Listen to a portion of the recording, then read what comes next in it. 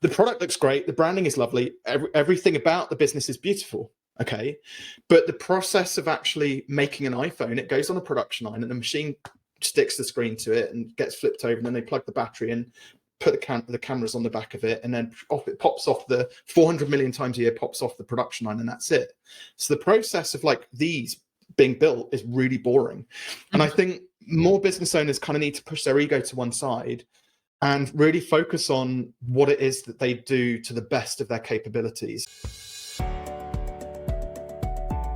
Welcome to Biz Help for You, the show that saves you the expensive learning curve by providing advice from industry experts in every facet of the entrepreneurial journey. Too many small businesses collapse. According to the U.S. Census Bureau, 20% fail within their first year, and less than 35% make it to their 10th anniversary. The goal of this podcast is to change that statistic. So if you're interested in learning more to be a successful entrepreneur, tune in today. Let me tell you a little bit about my guest today. Robin Waite is the founder of Fearless Business, a business coach and a best-selling author of multiple books, including Online Business Startup, Marketing Machine, and Take Your Shot. With over 2 decades of experience, he helps entrepreneurs streamline their operations, create more time, and significantly increase their revenue. Robin is also a Guinness World Record holder for participating in the largest ever speed networking event and is actively involved in philanthropy, raising funds for children's charities, and supporting environmental efforts to remove plastic from the oceans. You can learn how to transform your service-based business by productizing your offerings, allowing them to move away from hourly billing towards structured, high-valued packages.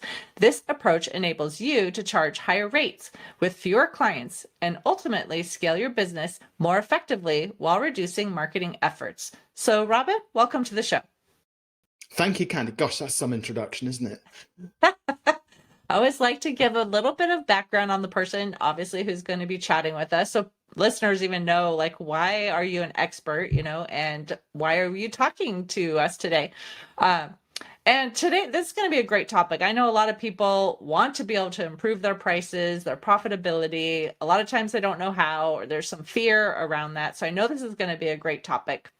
So I wanted to even just start about productizing the offerings. I mentioned that in your bio, and I would love for you to just describe what you mean by productizing a service and why is it a game changer? Yeah, so a lot of service client businesses, so we're talking sort of coaches, consultants, freelancers, typically sort of hourly rate or day rate charged, service owners, service business owners, they base their hourly rate on what they anticipate to be almost like a full-time job. So let's say they're working 40 hours a week, 160 hours a month. But actually what happens during that, that month is, children get ill, you've got holidays to take, you've also got to do sales, marketing, admin, finance, and the rest of it. And the actual paid for work, when they actually knuckle down and do the client fulfillment is very limited. On average, when we looked at over 1,000 clients, service client businesses, they were spending probably about 2 days on average, so about 15, 16 hours a week of billable hours. So if you, let's say, just a really simple example, let's say you wanted to earn $10,000 a month as a freelancer, but the reality is you're only doing those 15 hours a month and you're charging $50 an hour. Well, your earnings capacity is naturally limited to just 6K. You can't create more time. So you have to look at this as a business problem and come at it from a different perspective. One of the most fascinating stories, which a lot of these entrepreneurs, solopreneurs, all end up sort of looking like they're incredibly smart people. They love what they do. That's why they went freelance in the first place. They get amazing results for their clients, but they get to the end of the month and they're sort of scratching their heads going, where's all the money? So there's this notion that if you want to charge based on time, what you do, there are natural limitations around that. How do we start to get around it? So we came up with this concept of productizing services, packaging them up. And the best way I can explain it, if it's okay, and please stop me at any moment, Candy, as well, because my speaker coach used to call me the Gatling gun when we were working together, because I just start going and could never stop me. But imagine we had 3 people who 3 web designers. Okay, so Candy, you're in the market for a website. Web designer number 1 comes along, Steve, and Steve says, Candy, it's going to cost you $50 an hour, and it's going to take me about 20 hours to design your website. And you think, okay, well, that's $1,000, that seems fair. So they go away, and 3 months later, they eventually come back, and you look at the site and you go, well, that looks like a dog's dinner, and it's not got a blog or a shopping cart on it that I wanted, And Steve goes, oh, well, I wasn't charging enough. I've only just started, so I wasn't charging enough. So I got all these clients. I'm sorry it took so long, and I don't really know what I'm doing. So there's and then you say, well, can you put these things on there and make it look better? And he says, yeah, I can do that, but it will cost you an extra 10 hours. And you're like, well, hang on, Steve, that's not what we agreed. And then Steve reluctantly agrees to do it for free. Now, you're a bit miffed. He's a bit resentful because he doesn't feel he's getting paid his worth. So that's our first clue that hourly rates just don't work. The second web designer comes along, so let's call her Tracy. Tracy's, website ninja. She's been doing it for a long period of time, but she doesn't know what Robin or Candy know about pricing. So she's also charging $50 an hour.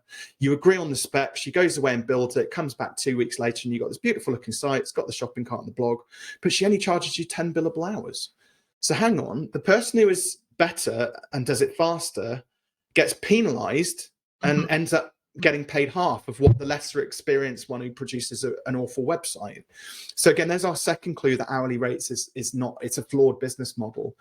And then we've got our third, absolute website guru who's been around like websites for like 35 years since the internet, like the dawn of the internet age. And he can crank a website out in 72 hours. But Candy, his promise to you is, because he knows how much each of your clients is worth, that within 30 days, your website that he's built for you will be generating 15 to 20 fully qualified leads for your business. And you're thinking, wow, that would completely change my business. And Dave says, right, well, that's going to be 10K for my websites. And you think, well, that's great. But if he can, get those 15 to 20 leads, that's going to transform my business. That'll pay that 10K back super fast. But it's 10 times more than what the other people were offering.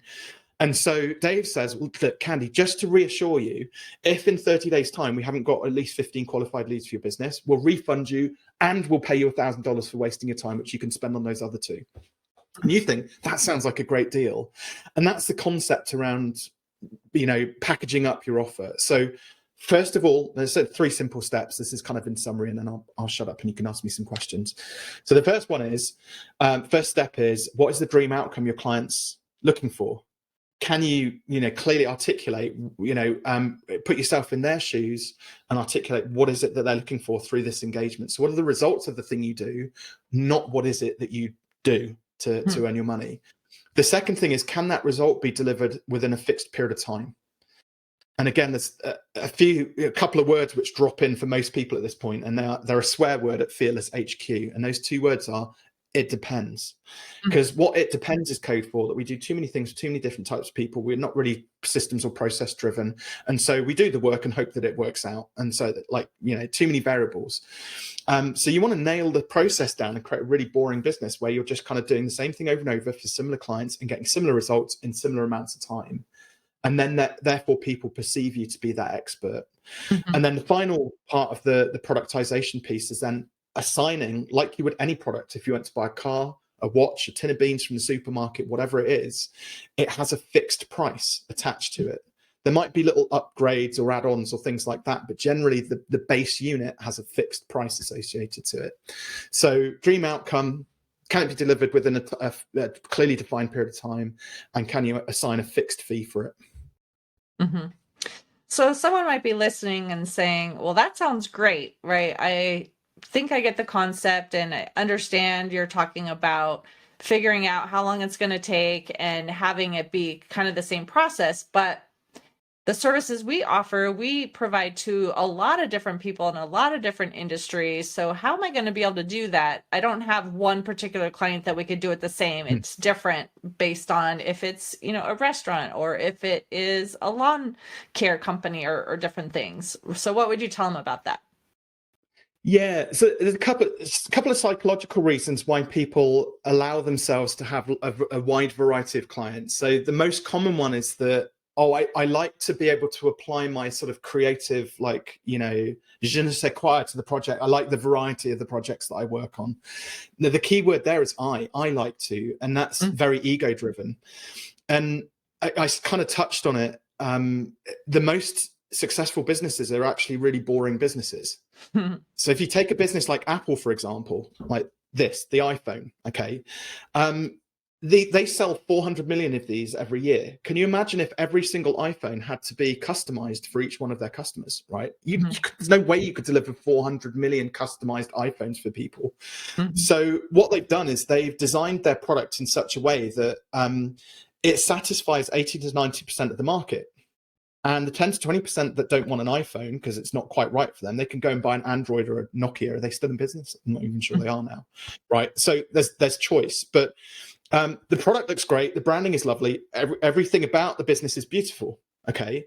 But the process of actually making an iPhone, it goes on a production line and the machine sticks the screen to it and gets flipped over, and then they plug the battery in, put the cameras on the back of it, and then it pops off the 400 million times a year, pops off the production line, and that's it.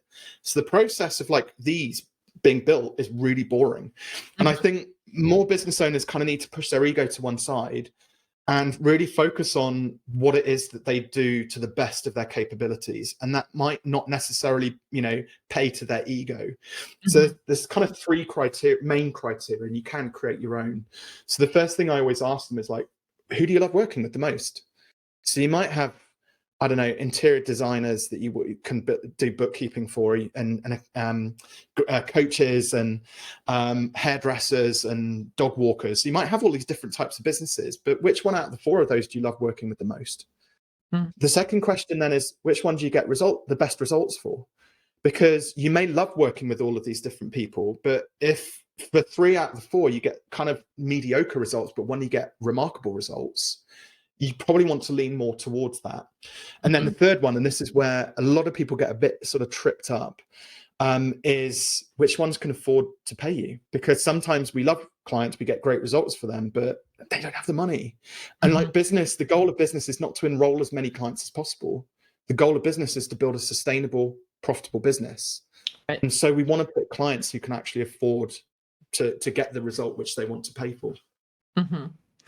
I think sometimes people feel the challenge is, especially when we've got some economic downturns or, things have been difficult, especially we had COVID and people coming out of COVID, and now, there's some recovery, but, the economy's been a little bit hit and miss sometimes. So there's concern like, well, if I raise my prices too much, I'm going to lose clients, right? Or I don't know how to properly value what I am offering so that they see it's worth the cost and don't just say, oh, wow, that's sticker shock, So what would you say about that? Yeah. So our ability to sell something is normally like a direct reflection of our own internal value system, like i.e. how we buy things. Okay. So imagine if the choice is, well, I don't think people will pay that much. It's normally because I wouldn't pay that much for it. So immediately what you see there is a lack of confidence in their own offer, essentially. Maybe happening at a very subconscious level. And it could be for any number of different reasons. It could be down to the conversations or arguments that happened in the family home when you were growing up, possibly even before you can remember. That's quite common. It could be growing up, if your family couldn't afford holidays or pay for the latest sneakers, or, everything was a struggle. You had it battered into your brain, work hard in order. That's how you kind of build wealth. You have got to work hard. There's also this thing around like whether we feel we deserve it or not. And there could be, again, a dozen psychological reasons as to why or why not, in terms of whether we feel we deserve something. So we'll make a decision. But what's happening there is when we say, oh, they can't afford it, you're making a decision on behalf of your entire audience. And again, it's an assumption, because most of the time, this is, from my experience, and, if you have something to share that's different to this, but from my experience, most people haven't actually put their prices up and tested it. So they have no matter of fact evidence to back up their hypothesis that people wouldn't pay for it. If someone has, let's say they have tried to increase prices and they're getting, people saying, oh, that's just too much money. What do you recommend to find those clients that would actually see the value and realize, like, maybe I'm just marketing to the wrong people? How do they attract those who will see the value in what they're offering? Yeah. So again, it comes down to like the purpose of business. The purpose of business is not to have like all of the clients, the goal is to like bring in clients that are going to also bring value and profit into your business. And that it's hard sometimes, because sometimes you will have to turn away clients that maybe aren't best fit. And it's knowing that, well, a simple statistic for a service client business, the average conversion rate from like a prospect into a sale is typically between about 1 in 5 and 1 in 3. So 20% to 40%, rounding it roughly. So worst case scenario at 1 in 5 of people saying yes, 4 people saying no. There's a massive inherent amount of failure built into a business anyway, right through that marketing and sales sort of journey. So if you just accept that the job is to bring the best clients into the business and the vast majority are going to go elsewhere, that does make life a little bit easier. And I would far rather be in control of the no's than take on clients for the money and then realize they're not best fit.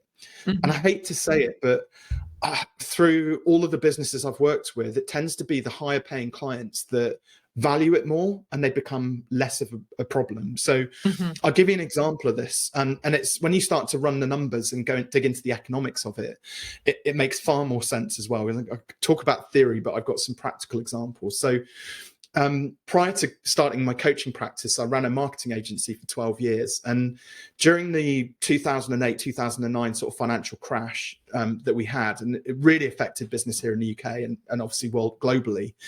In my local town, there was about 25 creative agencies, and we were obviously one of those. And financial crash comes around and we used to do web design and hosting, and everybody was literally like, it was a race to the bottom to get the hosting clients on board because that was recurring revenue. It's like a subscription basically. And I was like, I don't know why, because I didn't know what I knew back then, but I had this gut instinct that everybody's going that way. Why don't we go that way? Because what have we got to lose here?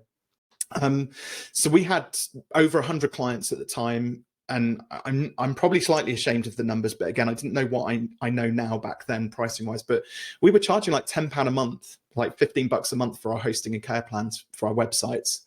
Good money. We're a small local agency. So, we raised our prices to £50 a month, so 5 times the price. And my business partner, I remember we had several like stand-up arguments, like each of us, like, we've got to put our price up, so we need to get more of a margin out of it. And I was in charge of like the business development and finances and that side of it. And he's like, no, we can't do that because it's what he said, everybody's going to leave. So I just made a decision. We did it 5x the price. So 40% of our clients did leave, which sounds like a bit of a disaster. 30 days later, though, when we looked at the profit and loss accounts, we were making 2.5 times the revenue on 60% of the clients. The other really surprising thing which happened as well over the next couple of months. So we used to allow people to call us with their support queries. So that was one of our USPs, was like, we're always at the end of the phone. Our support calls dropped by 80%. So that 40% of the clients that didn't value us and went elsewhere to find the cheapest option were also the ones that were expecting the most amount, like extracting the most amount of value from us, because they, all of their moaning and whining when, if their website went down for like more than 3 minutes, they took all of those problems with them. Right. And it was such a valuable lesson. I was like, and do you know what? The quality of our clients just skyrocketed. Because when people bought a website, which we also put the prices up for, and then they had this expensive sort of support and care plan that went with it, perceived expensive, we had more bandwidth to give them a better quality service overall, because we had a more profitable business.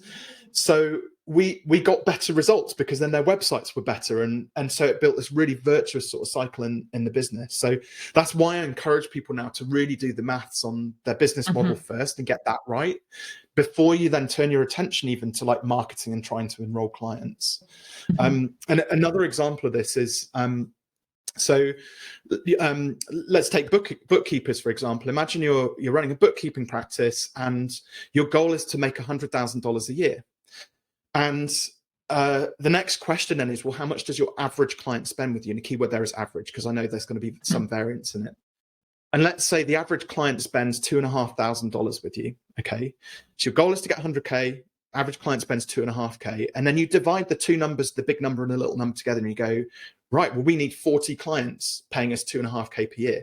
And it's at that point, a lot of people's eyes kind of pop out of their head, because they're like, holy crap, 40 clients, that's a lot. We've got to find 40 clients, or maybe we don't have the capacity to deliver all of that work to 40 clients, because at the moment we've got 10 and we're almost like, full to bursting with our workload. So again, there's these basic sort of numbers which we can, the one-page business plan effectively, where we can just probe and test our hypothesis, our business model, and make sure that we've got the right amount of capacity, that we can charge the right price. Forget whether people can afford it or not. If economically your client, if you can only work with 10 clients and they need to be spending 10K, not 2.5K, well, we've got to design a 10K product. Because otherwise it's playing in the same league as all of the other bookkeepers out there, for example. What would be a full and remarkable solution that somebody would be willing to spend 10K, and then let's go and find those clients. And also the business becomes more predictable. So take something like, so now in terms of finding those 10 clients, we can then turn our attention to the sales and marketing funnel. So we reverse engineer that. Working on that 1 in 5 conversion rate. So 10 times 5, we need to sit 50 consultations this year in order to enroll those 10 clients. That's one consultation with a qualified prospect a week. And everybody's like, oh yeah, I can do one consultation a week with a qualified prospect. And then all of a sudden they get really excited because they're like, well, what if I get better at sales? What if I improve my sales conversion rate, and instead of converting 1 a month, we can now convert 2 a month? So we've not only doubled our conversion rate, but on a higher priced product. It's like adding rocket fuel into the spaceship. And the final thing then is on real front end sort of marketing now, to get those 50 consultations booked, typically from a cold conversation, let's say at a networking group, or maybe wherever you end up sort of speaking to your prospective clients, bit of LinkedIn outreach, or maybe your email list. It's about 1 in 7. So to get those 50 consultation slots, we need to get about 350 leads flowing through our sort of funnel. All right, 350 leads. That's one a day. I've got to start one conversation a day. Can you see that you break it right down in granular so that there's a manageable business model right the way through it? But it starts with getting the goal right and the price right for your product or service. Well, earlier you talked too about the pricing being a reflection of the person who's setting those prices, usually the owner, but whatever, the position is that someone is doing that. So if someone now hears that and recognizes, okay, I understand I'm probably part of the problem, how do they overcome that, uncomfortable feeling, or the challenge, or whatever you want to call it, in terms of it's their issue? How do they overcome that to be able to offer those higher prices comfortably? Okay, so would you be open to working through an example with me? Because it's easier to kind of demonstrate it, and then hopefully that will translate well into the people listening, and I'll explain the process as well. Sure. So could you either come up with a hypothetical or a real product that you would either like to bring to market, or maybe a friend or associate has kind of taught you about? Well, I recently got certified in a program teaching operational efficiency and letting the owners take a real vacation away from their business. So we can use that as an example. That. Okay. So roughly how were you thinking about charging for that roughly? I was thinking of having different levels of service. So maybe one is basically the training modules and some one-on-one coaching to help them through that. That could be the lowest level.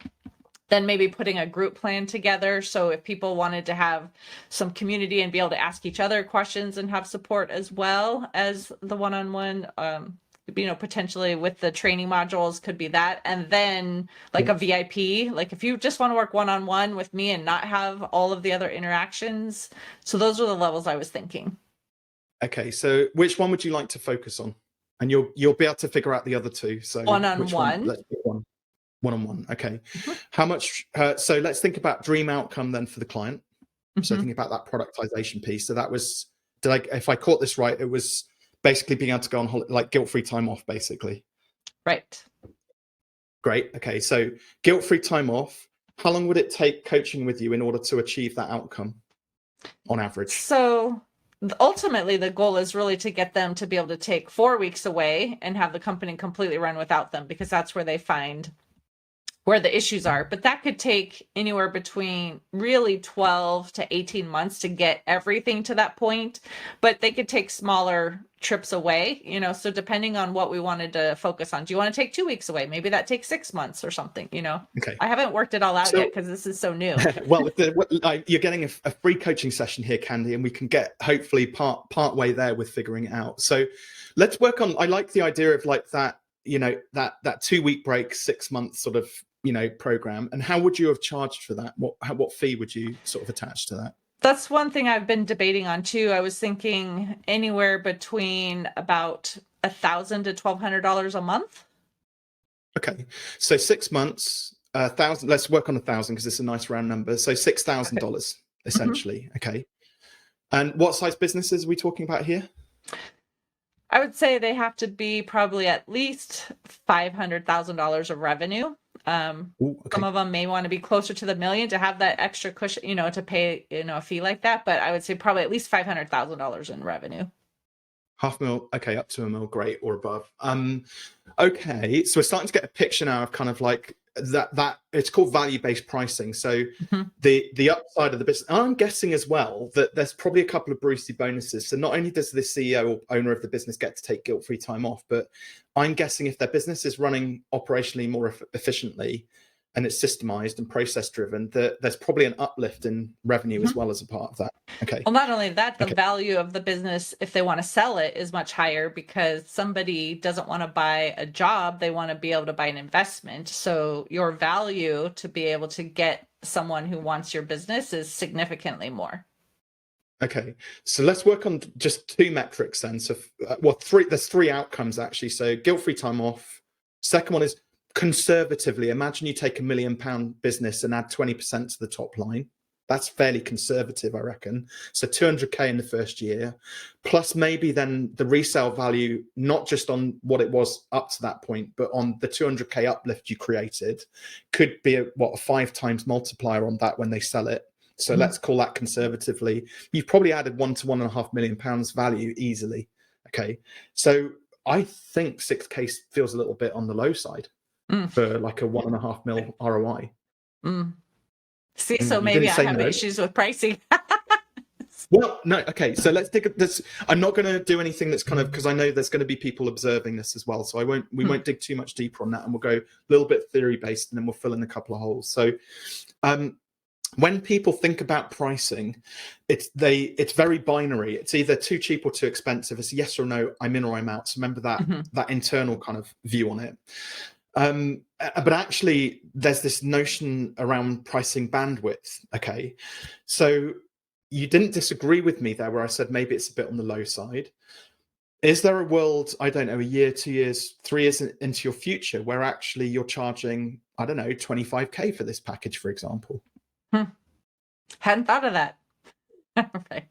Okay. I mean, but time is limited, right? If you are doing a VIP one-on-one with someone, you can only help a certain number of people, and your time is limited. So your pricing bandwidth, Candy, and I know I've kind of gone into the future a little bit, but your pricing bandwidth is actually 6K up to 25K now. Okay. The other challenge around when people set pricing, and remember things like sales and pricing, money especially, is a very emotive topic to most people. But in business, how do we try and solve a pricing problem? We work through it intellectually up here, and we think we're super smart with it, but we forget that this has far more power. And for those listening to this, I'm pointing at my chest here. Your heart is far more powerful when it comes to making buying and pricing decisions and conversations around money. So we're going to test this as a theory. Okay, so 6K, you kind of loosely agree with me that maybe that was on the low side, 25K is on the high side. We'll come back to the present day, and I'm going to throw some numbers out there, and we'll see where we end up. Okay, so 6K, so 8K, and just imagine you've got a client sat in front of you, and you might be charging this 8K, 10K, 12K, 15K. There we go. Did you feel that? You feel your gut, you kind of started laughing. You've got a wonderful smile, by the way. Right. But your gut instinct, when we got to between 12 and 15K, it couldn't contain itself any longer. Right. So it overruled your head. You were trying to keep the best poker face that you possibly could do there. So 12K did that feel just inside or just outside your comfort zone? I mean, I would say this is so different for how I operate that I'm still trying to learn, but it does sound like a big number sometimes too, if you're thinking about, $2,000 a month, right? But then when I think about, but it's valuable, right? Someone who could take a completely unplugged vacation and have the company run without them, I'm sure $2,000 a month is totally worth it, right? So. Absolutely. So was 12K around about the point, or do you want to play a bit? Yeah, I think right around there is when I was like, oh, perfect. Okay. Mhm. So imagine, and this is where it gets kind of interesting, right? So imagine a game where you couldn't lose. And I do this, I make this bet every time I do this exercise with people, right? Imagine a game now that you can't lose. You're guaranteed to get a customer at 12K. How do I know that? Because I'm going to challenge you, Candy, to pitch the next 10 people this one-to-one package at 12K. Okay. And if you document your sales conversations and you can share those with that process with me, if you are 0 for 10, so you do 10 pitches and get no clients, I will pay 12K, sorry. And I'll be your first customer for this package. Okay. Okay. So you can't lose. Okay. Mm-hmm. But there's one caveat to this bet. You have to document, like record your sales conversations, obviously with their permission. And you have to share those with me. Once you get to 5, if you're 0 and 5, if you do 5 pitches and you've not struck anything yet, I want you to reach out to me and I'll do some sales training with you personally, not on a podcast, because that would be unfair. Right. So we'll actually I'll do a full sales coaching session with you, and we'll deal with objections. We'll look at your pitch. We'll go through the whole sort of works. Okay. And the idea there is, obviously I want to swing the odds a bit more in my favor. I mean, I'd love to work with you, but I also want you to genuinely go out and get a client at 12K, because like, even just probably in that first pitch, hearing yourself pitch 12K, you'll build your confidence up, because your heart overrules your head, and your head will then hear you saying 12K and go, oh crap, she's serious. Right. She said the number right. Now we've got to start acting that way. The other thing as well is, like, with something you touched on there, is like, then it becomes a 2K a month membership or subscription. Don't do that. The reason for that is, even at 2K a month, people treat it like a Netflix subscription. And you might get them amazing results, and they take their 2-week holiday and vacation within 4 months. And then they think, right, we're done now, Candy, and they'll try and cancel on you. I've seen it happen lots of times. But there's like 3 phases of coaching work which needs to happen, which is the AIM acronym. We go through an assessment phase or an audit phase. Then we go through an implementation phase that gets them their first holiday. Then we shift into maintenance phase, where we lock in all of that learnings, and that happens beyond getting that initial win. So that's why doing the full 6 months it's more not just important for cash flow, but it's also important for your clients as well. So what I always recommend, if I was selling a 12K program, I'd probably front load some cash, so like a deposit or something like that, and maybe you could do 7K up front and then 5 installments at $1,000 a month. So they're still paying $1,000 a month. If they need to continue beyond, like, into month 7, 8, 9, whatever, it's still $1,000 a month. But at that point, you've built up the relationship. You probably need to front load it anyway, because I'm guessing you've got to do an audit and look at their systems and processes and understand what they need to put in place. There's a lot of work up front as well, which they should also pay for. That's very true. Well, this has definitely been helpful. I appreciate it, because I have been pondering it, because it is a new service that I'm going to be offering. So I appreciate your working through that with me.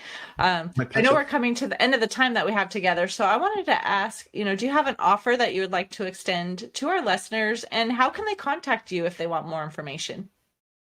Yeah, absolutely. So I'm on all the usual suspects on social, but LinkedIn is probably where I hang out the most. And I'm trying to grow my YouTube channel as well. So if you want to jump onto YouTube, search for Robin Waite, you should be able to find some of my videos up there and give me a little subscribe. But I've got a gift for actually everybody listening. I've got a pile of signed copies of my book, Take Your Shot, looking for new homes. So if anybody would like a copy of that, and I'll cover postage, ship them anywhere in the world, wherever you are, head on over to fearless.biz/TYS for Take Your Shot. Perfect. Well, thank you so much, Robin, for being a guest on my show, sharing your wisdom on this topic. I am sure listeners got a lot of gold out of this conversation, or platinum diamonds. There's a lot of great information there that you shared. So I appreciate your taking the time to have this discussion with me today. My pleasure. Thank you, Candy. And to the listener, if you enjoyed today's topic and you want to hear additional information, you can find access to exclusive content in the show notes. Thank you for tuning in today. Would you please share this episode with those you know and leave a review on your favorite platform? And if you find our show informative, would you consider being a financial sponsor to help me continue my mission to educate business owners? A link is located in the episode description, and no amount is too small. I'd really appreciate your support. If you are interested in connecting with our guest and receiving the offer they had to share, a link to our resource page is in the show notes. Finally, if you have any bookkeeping or payroll needs, reach out to us at 310-534-5577 or contact@abandp.com. My team and I are eager to assist you. Until next time, have a great day. Thank you for listening to Biz Help for You. Please join your host, Candy Messer, again next time. Have a terrific day.